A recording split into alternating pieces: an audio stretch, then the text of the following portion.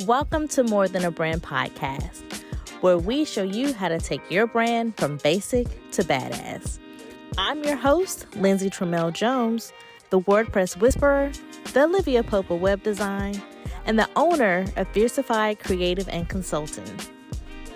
I invite you to sit back, grab your favorite glass of wine, and your note takers, because I'm dropping jewels all season long. Thanks for listening. Hello. We are in a special season finale episode with Angie Jordan, where Angie has persuaded me to trade places with her. And she is taking over my podcast. She's going to ask me all those questions that you've been listening to throughout the season. Now I have to answer questions, and I'm in the hot seat. I'm nerve-sighted. Angie, are you ready? I'm so looking forward to it. This is fun. And matter of fact, I actually reached out to another client of mine and I was like, I think we should do this. Like, we should 100%. I want to come on and interview you because obviously I'm all about like, how can we be strategic with your podcast and highlight your brilliance? And I'm like, let me bring it out of you. Yeah, let me force you.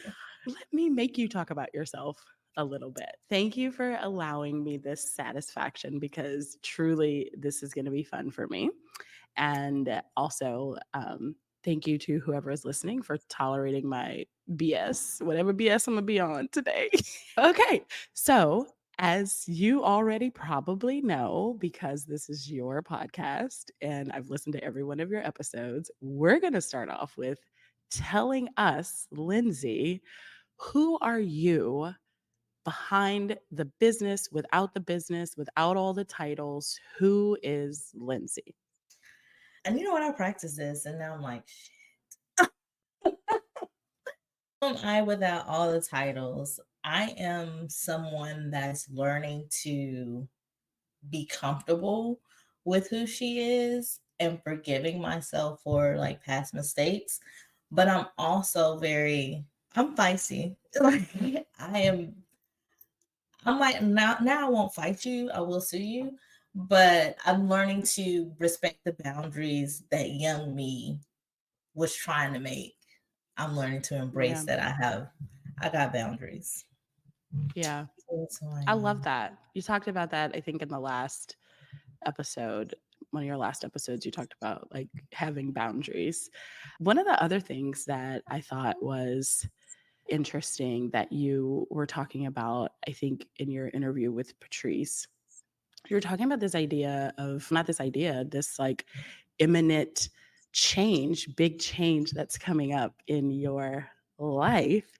So I think it's really interesting that we're talking about who you are behind the brand and behind your business, because I think for you, and maybe this is what led you to want to do the season on this too, that's probably something that's really at the forefront of your mind, and what you're thinking about is what's next for me behind this career that I've had, and now that's gonna be different or changing. So what is next for me? So I just tell me a little bit about so far in this process, and you can run down like what's going on with you personally once I finish saying this, so that anybody who doesn't know what's going on.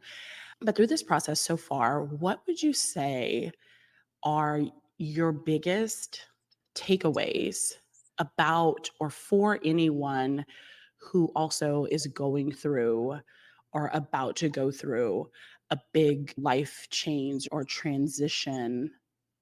Yeah, that's it. What's one of your biggest takeaways so far? Like, you haven't gone through it, but going into it, what's something that you're really clinging to or really holding on to, or that's really helping you to navigate this time? So first, the thing that I'm transitioning to or starting to transition out of is in 24 months, I'll be retired from active duty Army, which that was 20 years. I'm gonna be 40 in August. So that's half my life. It's close to half my life. So, Yeah. but I will be transitioning out the Army within 24 months. And in this process, some things that I've learned is to start letting go of things that you can't control and learning to just, at the end of the day, they're going to end. The day's going to end, as Glorilla says. But at the end of the day, the Army's going to keep going on. I tell my team this. We sing a whole song about it that says the Army's going to keep rolling along. And it is. With or without me, it's going to keep rolling. And I have to start detaching myself. It is really hard when it's something that's been a part of your life for 20 years. Like they teach you they tell you what to wear, where to be, how to look, how to dress. They brand you essentially so that you meet their brands and their brand needs. And now you're stepping out and you're not a part of that brand anymore. So now I'm trying to figure out what brand my real brand is without having this other one in the background that I have to still adhere to. So it's just learning to detach. I love that. And I love that you mentioned about your brand, because I think a lot of people who listen to this are business owners. And I love that you didn't immediately go to, okay, so now I'm leaving this part of my life and now I'm going to immediately make everything about my business. Because I feel like that would be an easy thing to dive into what's next. And I really love that you're approaching it as who am I, which is what this whole season has been about, without even that business that defines me. And for everyone who's listening and all the entrepreneurs and business owners and in all the roles that we have in our lives. I went through something similar. My daughter graduated high school and I was like, who am I without that role of making sure somebody gets to school every day, Yes. taking care of them? It's weird. But I think we get so caught up in these roles, and especially people who have businesses, like it just becomes your whole life and your whole identity. So how do you plan on navigating, or when it comes to your business? Because obviously, first of all, you can tell me if your plans are to step more full-time and go deeper into your business, or if you're doing something else. But how do you plan on keeping that identity of like just you being the brand and having your business be something that's separate and not having this consume you? So how are you planning on stepping into this next role with staying really true to yourself, would be the question. So I do plan on, once I retire, I do plan on being more involved in my business or taking on more clients. But I do not want it to take up 8 to 10 hours of my day. That's not gonna happen. I don't even want my job to take 8 to 10 hours of my day right now. So I know I don't want to add something else that takes that much time. I plan to be able to stop that from happening. I started doing daily walks. So I live close to the water, not far from Annapolis, and I can walk to see, and I think that's Severn River, some body of water within 15 minutes. Short walk as my come to Jesus, my peace, the calm before the storm. And that has allowed me to be able to really think about, now on those walks, it's just me.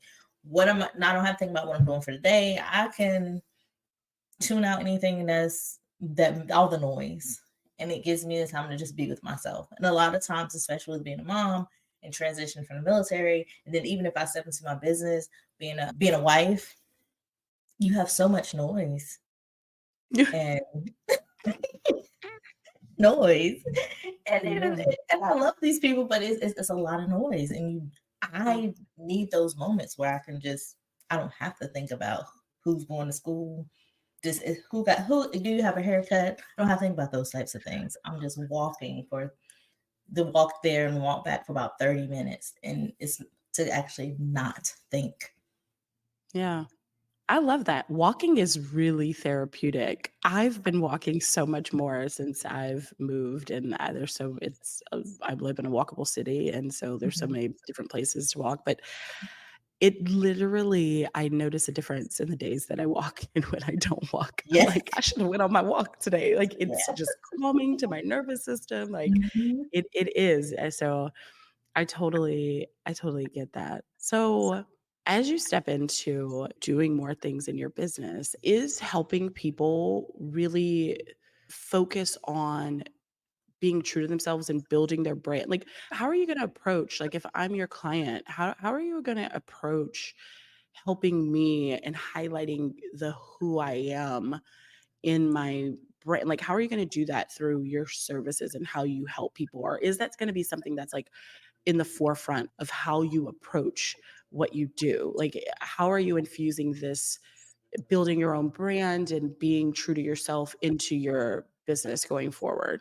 So for my clients, when I work with them, I am asking them questions, not only about their personality, but let's say it's tech wise, because I'm a tech person. If I know you're not tech savvy, I'm not going to ask you to use a tech that's going to stretch you out. Like, I'm not going to ask you to use a tech. So I teach them ways to be able to deliver products in a way or services in a way that aligns with their skills, because I'm not always going to be there, or that aligns with their lifestyle. My lifestyle with a teen, a toddler, and all this other stuff is completely different than somebody that's just by themselves. So when I approach them, we have several conversations where I'm doing more listening than talking, so I can hear what they have going on in their lives, where their strong points are, and then how can I help them incorporate tools in their website and inside their brand that fits who they are, and they're not trying to do something that somebody else is doing just because it sounds good. And when you can't even, it doesn't fit with what you have going on. So when I do work with my clients, that's how I help them shine their authenticity through. And So you said part of what you're going to do and how you work with clients is really making sure that you listen to their needs. And Mhm. I think that is so important. And I can relate to that because when you have, and that's a really hard thing to articulate as a as a business owner of something that you are really good at. Like, it's like I'm actually really good at listening and taking feedback and tailoring solutions to you, Mhm. but it's such an amazing skill to have. It's something I feel like I'm really good at, and it's just something that I think for some people comes more natural than others.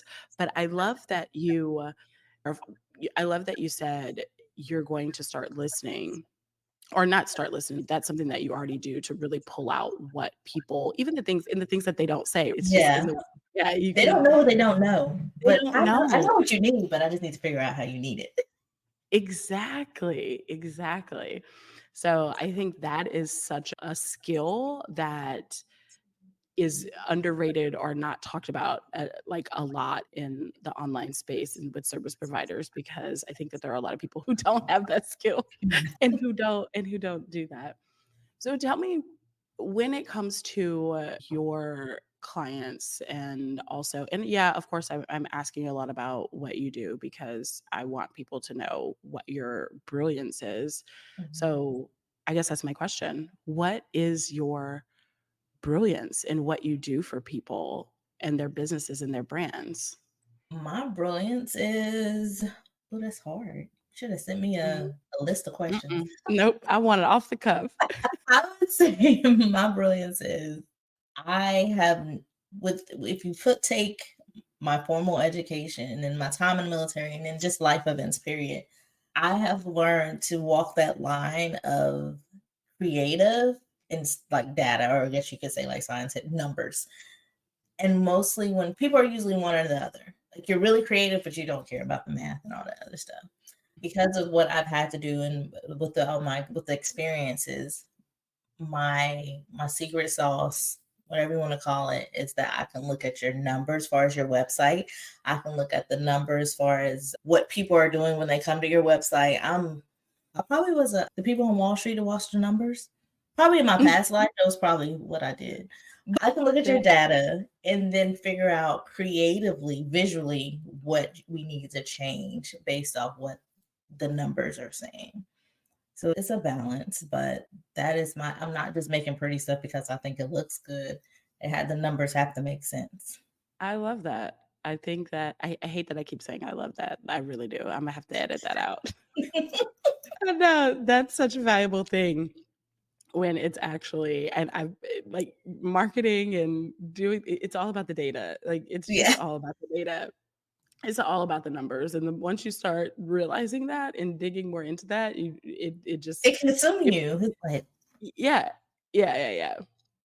So obviously, to be able to do all the things that you've done, you're a mother, you're a wife, you're a business owner, and you are in charge of a lot of people at your job that you're at currently, right? yes. That's a lot of things to juggle. And to me, that takes a lot of self leadership. It takes a lot of discipline, focus, or that takes a lot to be able to juggle and handle all those things. So, who would you say, is there a person or a mentor or someone in your life that has really, do you feel like really has influenced you, or who has been a mentor or been a leader to you that has helped shape the kind of leader, because you're both a leader to others and a self leader? Is there a person that you can think of that really has helped to shape the way that you show up for yourself and for others? I can't say it's one person, but I will say, and it came out a little bit when I interviewed my aunt, Mhm. definitely my aunts, plural. From the South, there's 9. From my mother's side, there's 9 kids total. And only 3 are guys. So I only have 3 uncles, and the rest are all. So I was raised by, look, struggling with the math, by 6 of them. I was raised by the 6, including my mom, 6 women who just have aunts, 5 that taught me different things. My first time getting paid was with my aunt who just passed, and she was a caterer. And she would have me, like, she would make sure we was dressed nice. She would make sure no stains on your shirt, showing up, the customer service. She taught me those types of things. And then my aunt Veronica, she is definitely always put together, fearless. My youngest aunt Monica, she owns a daycare, but she is one of the kindest spirits. And she's funny too. She's real funny, but one of the kindest spirits. And she's taught me how to show up in that manner. My aunt Evelyn, who's actually my godmother, she was the first one to graduate from college. So I remember as going to UNC Chapel Hill to see her graduate as a young kid in the 90s. And then my oldest aunt Julia, who passed away also, she was like a second mom. She only had one child. She had a son, but I lived close enough to her to where she would like, come walk to my house. I bought you this thing.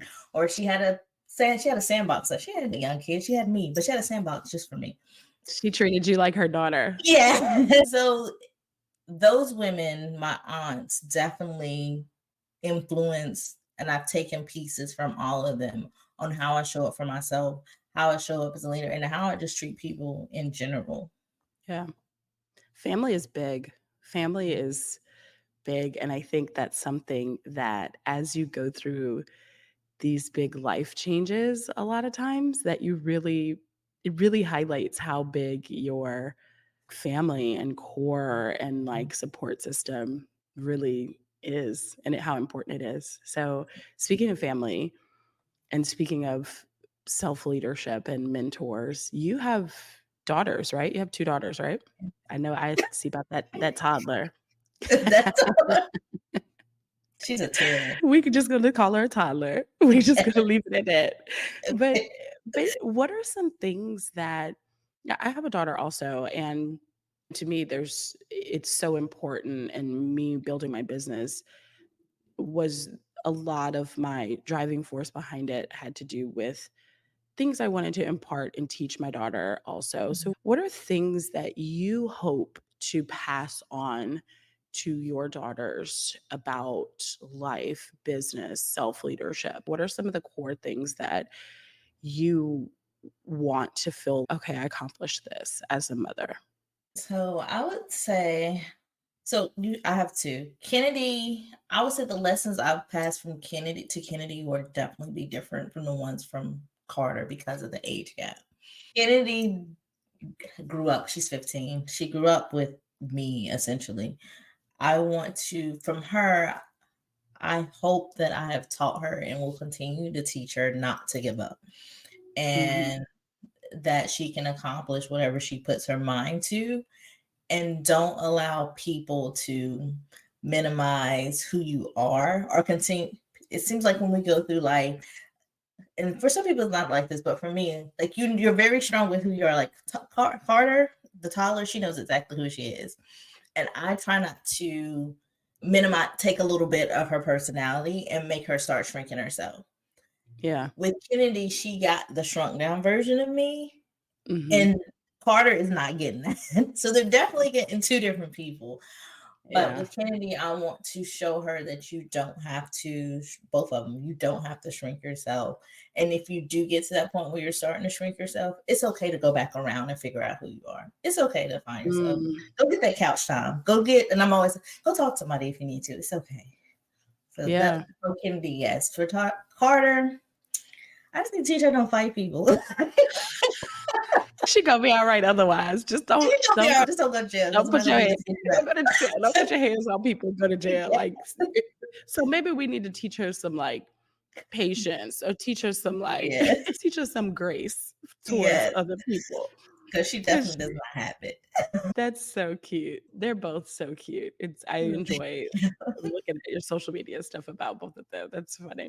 One of the things is not giving up that you want to impart to, I'm sure, both of your daughters. And how have you, and again, I'm going to take this back to the business side, because business is hard, like running a business. And I know you're not supposed to say it's hard or whatever, but sometimes the shit's hard. It is. It's hard. It's just like with anything that is hard, quote unquote hard. Like nothing worthwhile is easy. It's just not. Like being married, having kids, like running a business, like all of those things would be easier in your life if you did not do those things. If you just single, all you gotta do is worry about yourself. All you gotta do is go clock into 9 to 5 and not worry about anything else. Like that's easier. It is. It can be easier. But how have you stayed resilient, and as you manage all these different things and not given up when it comes to your business? Or also, what would you say to people right now? I feel like it's been a common thing that business has changed and marketing has shifted, and it's harder. People are having a harder time getting sales. And I know a lot of people who have quit, and not that's bad, because sometimes it's just the right thing for you. But what would you say to the person who really wants to make this shit work, but they're in that space of this ain't working for me? What would you say to someone about not giving up on their business or not giving up on their dreams? When I say find you a village, or a person can be one person can be your whole village. Like find you somebody that's going to help you get through that moment if you don't want to give up. So even in my 9 to 5, I have that one person at work who she's about to leave. So you should talk to me next month. So I don't know how I'm gonna feel next month. But for now, she has held me down, and she's like my right hand, and I would not, especially with moments that we went through inside of the job, if she wasn't there, and then even some of the other coworkers, but her in particular, I would have gave up. I would have said, can y'all pick somebody else to take this spot? In my business, it's the same thing. Find someone that you can have those conversations with, and don't be afraid to pivot, because maybe it's not business itself. It might be what you're doing that doesn't align anymore.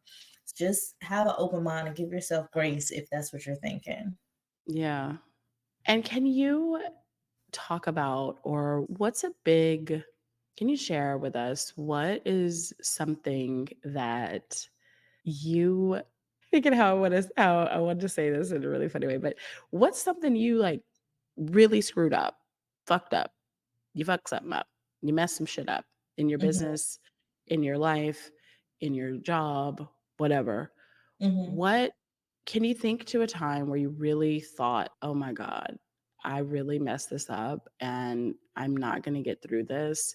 Tell us about what that mistake was, and what was that lesson, and how you were able to navigate something like that. Because we all mess up. I remember the first time I had a client unhappy with me in my business, I thought the world was going to end. I was like so upset. I was so upset. I couldn't even function. But Yeah. so tell me about a time that something happened or a mistake that you made, and how did you navigate that? And what did you learn from that? I started off as doing wedding invitations in Missouri. So I started off doing wedding invitations, and I messed up because I was supposed to get the addresses printed, and I forgot. And it was like 150 patients. And so me and my mom, I don't know how old she was then. She's like 70 now. So this is, so 67 years old. We're in Missouri hand jamming all these patients and putting them together because I forgot. I didn't have a process really. I was just winging it through. I didn't have a checklist. I didn't have anything to make sure I got all the checks in the box. And when they came, I was like, what do I do? Because you can't ask people, can you hold off on that wedding while I run these back to the print? I messed up here. I just had to have some hand crabs. Maybe that's why I have carpal tunnel now. But so what did that lesson teach you? It taught me to have a process. Don't just be out here winging it and being all willy-nilly. And it taught me to write stuff down because I try to keep everything up here. And that's something that I'm still like, I gotta write it down. I better send this message now. And I even send people messages. I'm like, don't need you to do this right now, but I will forget. So I'm sending this to you right now before I forget. So when you get to it, you have it. So having a process, having a set way to do things instead of shooting from the hip every time. Yeah. So I was like, what am I going to do? And I was like, well, you could write them. I could. And I feel like the lesson from that too is in business, in life, there's always an answer. Yeah. Might not be the one you want.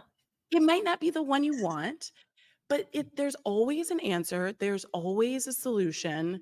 There's always a way around or through.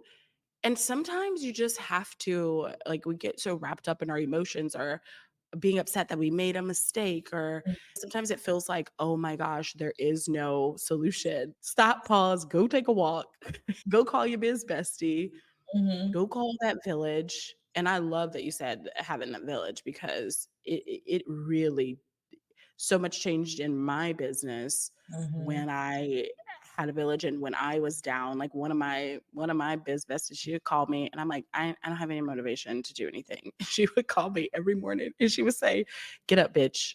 Bitch, get up. What you doing? Get up. I was like, that is so amazing. But yeah, there's always a solution. And it's about part of, and I'm sure through the career that you've had and through running a business, like there's shit that doesn't go right. And there's shit that's not the way that you always want it to be. And so having that ability to be agile and adjust and move on. And if you make a mistake, say, look, I'm sorry. I forgot the addresses. Yes. Like, I know that's like unacceptable, but here's how we're going to solve this problem. And so I think that's another lesson from that. Would you say that, first, let me ask you this. What did little Lindsay want to be when she grew up? At one point, because my mom worked in the hospital, I thought I wanted to be a doctor. Looked at how long the school was, and I was like, nah, that's not for me. Me too. I did. Until I got to school and I took my first biology class and I was like, oh, hell no. This is not for me. No, not me. By the time I got to high school, though, I wanted to be a news reporter. Oh, really? Yes, I wanted to be on, and I didn't want to be sitting behind the desk. I wanted to be in the thick of it.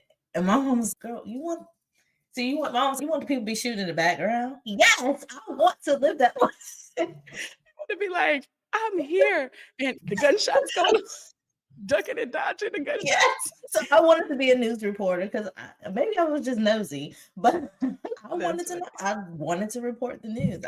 Even though the people behind the desk get paid the most money, I didn't want to do that. I want to be out. Don't send me out there with the hurricane, and I'm like with my little umbrella.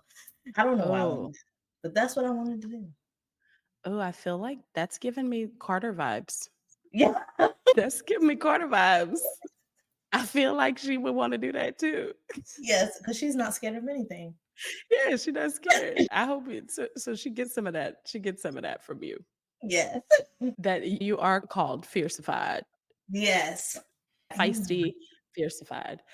Obviously, you went a completely different path than that, which most of us do. I wanted to be a doctor, and then I graduated in apparel design only because I picked a major. I didn't have to take any math and sciences. That's how I picked my major. What I gotta take? Oh, I ain't gotta take that. All right, this what I'm doing. I'm gonna sit up here and draw some clothes. I'll sit there and sew some shit for you. Yeah. But obviously, you went on a completely different Mhm. path, and I love that you. My dad was in the army. I come from my mom was in the army. They met in the army. My brother was in the Marines. I come from a military family, so thank you for your service. I love that you have done that for the time that you did. There's so many benefits to it. But would you say that little Lindsay, who was wanting to be nosy and be in people's business and dodge bullets, would you say that she is proud of who you have become today?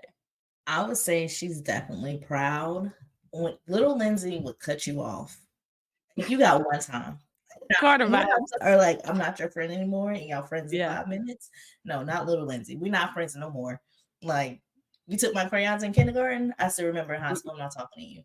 So she would be proud that I have learned to set boundaries, but learn how to do it as an adult in an adult way. Set the boundaries and let it go. Let that hurt go. Mhm. She would also be proud that I stand up for myself, because she was Carter. She would fight you. She would fight because I was small.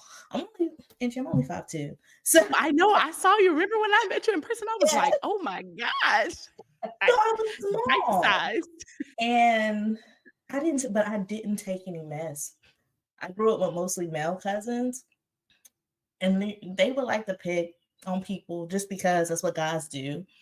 But I'll fight you. I'll bite you. Some of them still have scars. I was mean. I was nice, but don't push me. And I feel like I've gotten now. I won't, like I said, I won't fight you. I will sue you now because I'm a little more sophisticated. But I will stand up for myself, and you're not going to push me, because that's not the way you want. You know how there was on social media, there was a thing going around, the fuck around and find out scale. Oh, yeah. The more you fuck around, yeah, the more you find out. Okay, I would say that's like what they call that, like the small man syndrome, like the little person syndrome. Like my little chihuahua. When I have my chihuahua, I remember once we were walking, and we were walking my dad's dog, which is like a boxer bulldog lab mix. So she's like a bigger dog. And I'm walking my chihuahua, and a pit bull was stray. And it was like, it came at us very aggressive. Like it came out on the street, like in attack mode, like its teeth going, like all this shit. My dog, Chihuahua, was about that business. She was growling. I had to pick her ass up because she was like, let me at her. Let me go. This is Lindsay. Lindsay, let me at her. I don't care. I don't care. The dog could have like crushed my dog with one bite. Didn't care. Meanwhile, my dad's dog is just like oblivious that anything is even going on. She was there, her tail wagging.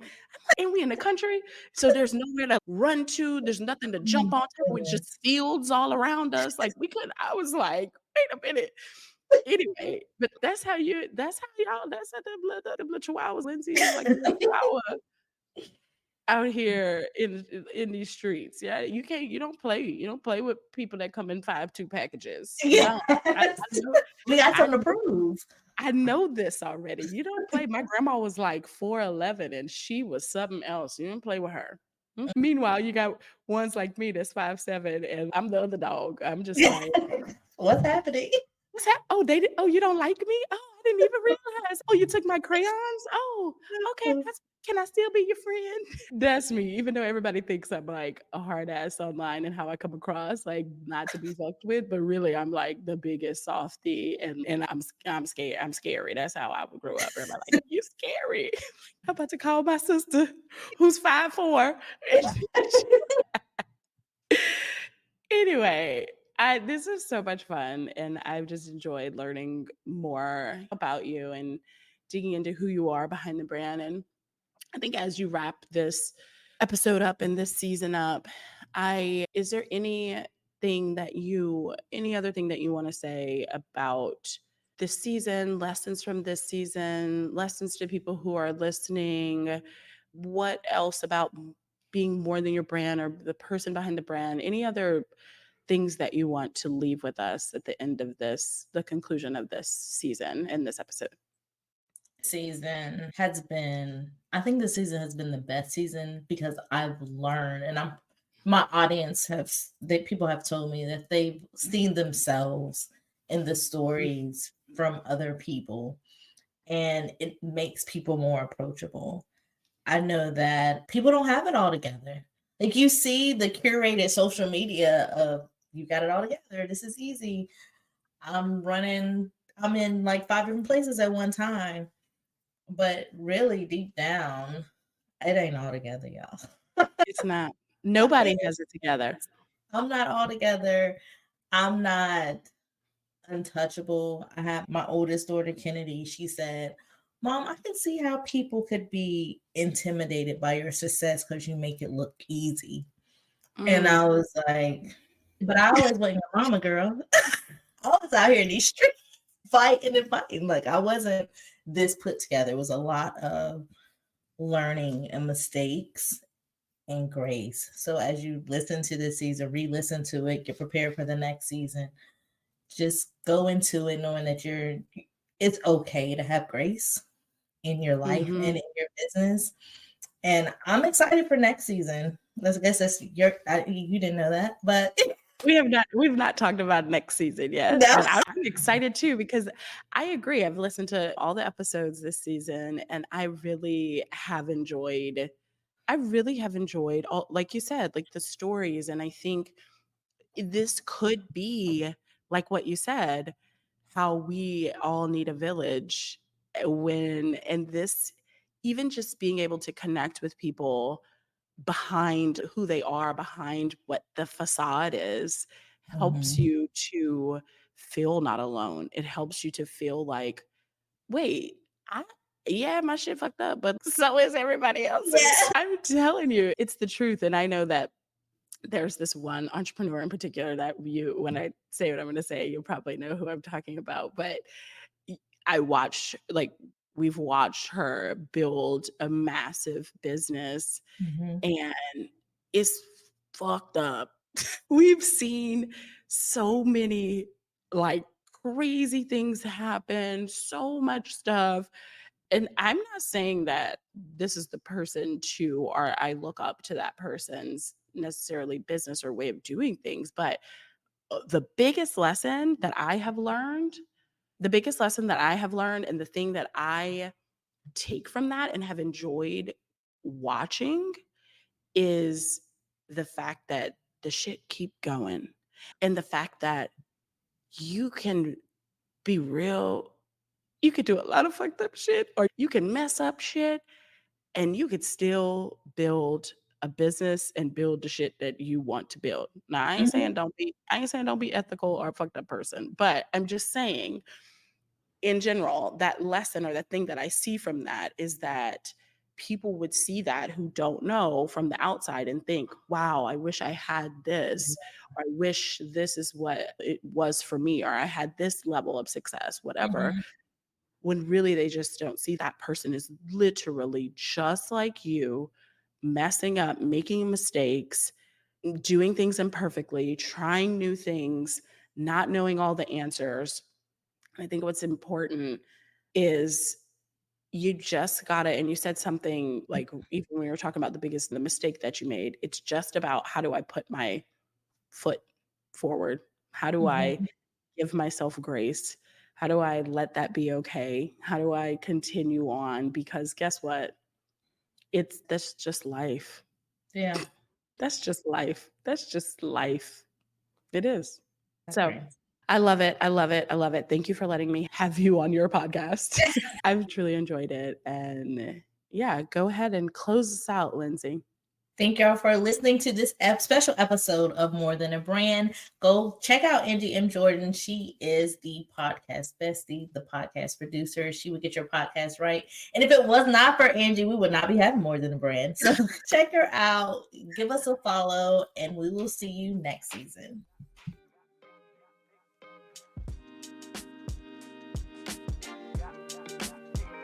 Hey, I hope you enjoyed this episode as much as I did.